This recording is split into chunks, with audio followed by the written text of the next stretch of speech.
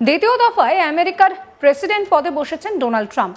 শপথ নেওয়ার পর থেকেই একের পর এক কঠোর পদক্ষেপ করেছেন ট্রাম্প। অনুপ্রবেশ বন্ধ থেকে শুরু করে একের পর এক দেশে আমেরিকার অনুদান বন্ধেরও সিদ্ধান্ত নিয়েছেন তিনি। একই সঙ্গে বেশ কয়েকটি দেশে বন্ধ করে দেওয়া হয়েছে আমেরিকার সঙ্গে যৌথভাবে চলা বিভিন্ন প্রকল্প। এছাড়া 2রা এপ্রিল থেকে ভারত, চীন, মেক্সিকো, কানাডা সহ একাধিক দেশের জন্য নতুন ট্যারিফ নীতি ঘোষণা করা হয়েছে। পাল্টা আমেরিকান পণ্যের ওপর বাড়তি শুল্ক চাপানোর সিদ্ধান্ত নিয়েছে চীন, কানাডা, মেক্সিকো। এদিকে এই পরিস্থিতিতে পাকিস্তানের জন্য নতুন ট্রাভেল অ্যাডভাইজারি জারি করল আমেরিকা। আমেরিকান নাগরিকদের পাকিস্তানে যাওয়ার ক্ষেত্রে এই নতুন ট্রাভেল অ্যাডভাইজারি জারি করা হয়েছে।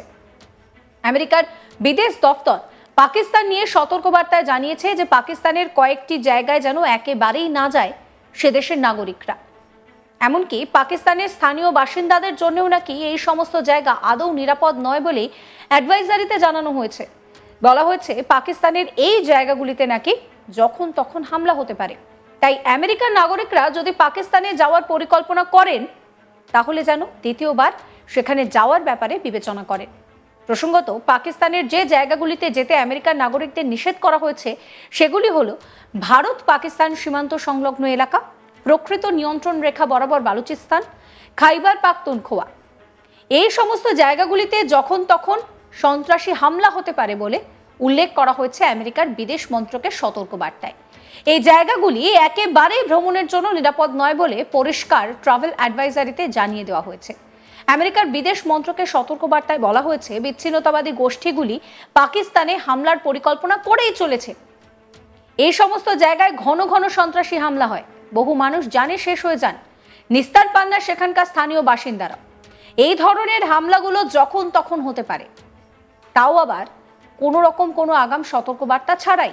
পাকিস্তানের দোকান, বাজার, school, college, shopping mall, airport, হাসপাতাল, এমনকি ধর্মীয় স্থানগুলিতেও সন্ত্রাসী হামলা হয়ে থাকে। অতীতে এই জঙ্গিরা আমেরিকার নাগরিক, কূটনীতিকদের একাধিকবার টার্গেট করেছিল বলেও বিশেষভাবে উল্লেখ করা হয়েছে সতর্কবার্তায়। পাকিস্তানের কেবলমাত্র ইসলামাবাদের নিরাপত্তা ব্যবস্থা কিছুটা হলেও ঠিকঠাক, সেই নিয়ে সন্তোষ প্রকাশ করেছে আমেরিকা। পাকিস্তানের অন্য শহরগুলিতে কিন্তু নিরাপত্তা ব্যবস্থার বহর তেমন জোরদার নয় বলে সতর্কবার্তায় উল্লেখ করা হয়েছে। এখানেই শেষ নয়, ভারত ও পাকিস্তান সীমান্ত সংলগ্ন এলাকায় না যাওয়ার জন্য আমেরিকার নাগরিকদেরকে বলা হয়েছে ভারত ও পাকিস্তানের সীমান্ত এলাকায় একাধিক জঙ্গি গোষ্ঠী সক্রিয়, তাই এই এলাকাগুলি আদৌ নিরাপদ নয়। পাঞ্জাব প্রদেশের ওয়াঘা, আটারি, এই সীমান্তটি, এই জায়গাগুলো দিয়েই কিন্তু মূলত জঙ্গিদের যাতায়াত হয়। এই সীমান্ত এলাকায় যেতে গেলে আগে থেকে সেখানকার পরিস্থিতি ভালো করে যাচাই করে নিয়ে তবেই যাওয়ার পরামর্শ দেওয়া হয়েছে। তবে পাকিস্তানের বালুচিস্তান ও খাইবার পাখতুনখোয়া কোনোভাবেই সেখানে যাতে না যায় সেই বিষয়টাও কিন্তু উল্লেখ করা হয়েছে।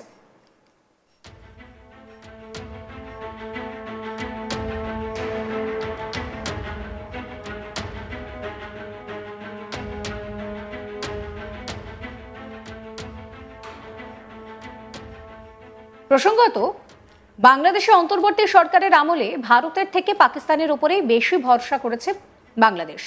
এমনকি 1971 সালের মুক্তিযুদ্ধে ভারতের অবদানের কথা ভুলে পাকিস্তানের উপরেই বাংলাদেশ বেশি ভরসা করেছে।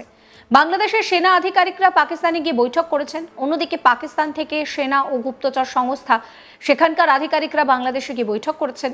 বাংলাদেশের বিশ্ববিদ্যালয়ের বাইরে প্যালেস্তাইনের পতাকা উড়েছে। এছাড়াও বাংলাদেশ থেকে পড়ুয়াদের পাকিস্তানে গিয়ে উচ্চশিক্ষা লাভের ক্ষেত্রে স্কলারশিপ দেওয়ার ঘোষণা করেছে শাহবাজ শরীফ সরকার।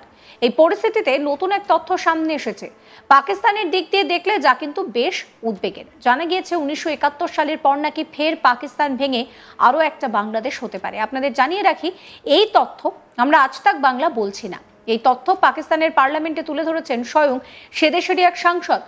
এই সাংসদের মতে দীর্ঘদিন ধরেই বালুচিস্তান সহ পাকিস্তানের বিভিন্ন প্রদেশে অশান্তি বেড়েই চলেছে। বালুচিস্তানে দীর্ঘদিন ধরেই পৃথক রাষ্ট্রের দাবিতে আন্দোলন চলছে। এই পরিস্থিতিতে দাঁড়িয়ে পাকিস্তানের সাংসদ তথা জামিয়াত উলেমা ই ইসলামের সভাপতি মৌলানা ফজলুর রহমান দাবি করেন যে এই বালুচিস্তানে দীর্ঘদিন ধরেই রাষ্ট্রের কোনো নিয়ন্ত্রণ নেই। সেখানে পুলিশ বহু আগেই পাত্তারি গুটিয়েছে, এখন সেনারও দেখা মেলে না। ফলে যে যুদ্ধ আর হচ্ছে সেখানে কোনো রকম ভাবে পুলিশ আর সেনার কোনো নিয়ন্ত্রণ নেই। পাকিস্তানের পার্লামেন্টে দাঁড়িয়ে কি বলছেন তিনি শোনাবো আপনাদের। मेरे इलाके में ऐसे ऐसे एरियाज़ हैं जिसको फ़ौज ने भी खाली कर दिया है, पुलिस तो खाली कर चुकी थी। बता दूं आपको, ऐवान को बताना चाहता हूं, वो इलाके कि जो पुलिस तो खाली कर चुकी थी लेकिन फ़ौज भी खाली कर चुकी है, और जहां पर जंग हो और पुलिस भी ना हो और फ़ौज भी ना हो, तो वो एरिया किसके कब्ज़े में होगा और वहाँ किसका रेट होगा? और जिसको फ़ौज ने भी खाली कर दिया है, पुलिस तो खाली कर चुकी थी। बता दूं आपको, ऐवान को बताना चाहता हूँ, वो इलाके कि जो पुलिस तो खाली कर चुकी थी लेकिन फ़ौज भी खाली कर चुकी है, और जहाँ पर जंग हो और पुलिस भी ना हो और फ़ौज भी ना हो, तो वो एरिया किसके कब्ज़े में होगा और वहाँ किसका रेट होगा? और दिल पे हाथ रखकर मुझे कहना पड़ता है, इंतहाई दर्द दिल के साथ कहना पड़ता है कि इस वक्त बलूचिस्तान के 5 से 7 अजला इस पोजीशन में हैं कि अगर वो आज़ादी का ऐलान कर दें तो अगले दिन अक़वाम मुत्तहिदा में उनकी दरख्वास्त को कबूल कर लिया जाएगा और पाकिस्तान को तक़सीम तस्वुर किया जाएगा। कहाँ खड़े हैं हम लोग? मेरी गुफ्तगू को जज्बाती गुफ्तगू न समझा जाए, मैं जज्बाती बातें नहीं किया करता, लेकिन हक़ाइक़ तक पहुँचने के लिए पार्लियामेंट को भी पहुँचना होगा और हुकूमत को भी पहुँचना होगा। इस वक्त जब हमारा ऐवान यहाँ बैठा है, सूबा खैबर पख्तूनख्वा के जनूबी अजला, इस वक्त वहाँ कोई हुकूमत नहीं है, वहाँ कोई पुलिस नहीं है।